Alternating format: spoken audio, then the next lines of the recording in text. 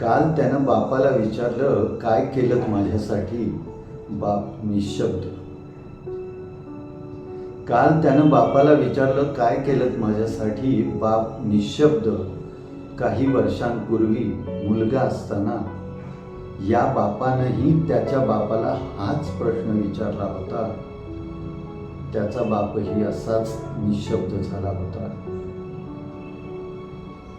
खरं तर भोकं पडलेली बनियन, रफू करून डाय करून वापरलेले कपडे, ॲडमिशनच्या रांगेत घालवलेली रात्र, तब्येत बरी नसताना केलेला ओव्हरटाईम, कंपनी बंद झाल्यावर सहन केलेले अपमान, जेवणाऐवजी खाल्लेला वडापाव, रिक्षा टाळून स्टेशनला चालत जाणं, हरल्यासारखं वाटल्यावर आत्महत्या करण्याचा केलेला विचार.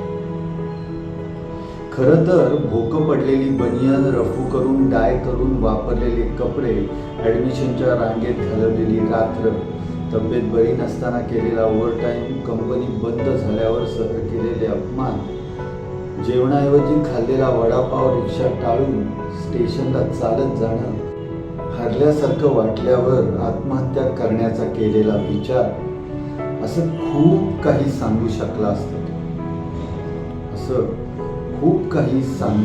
असता तो.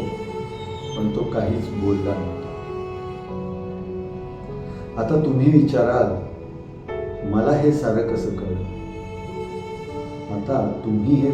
की मला हे सारं कसं कळलं, तर ऐका. काल ज्यानं बापाला प्रश्न विचारला तो माझाच नातू. काल ज्यानं बापाला प्रश्न विचारला तो माझाच नातू आहे.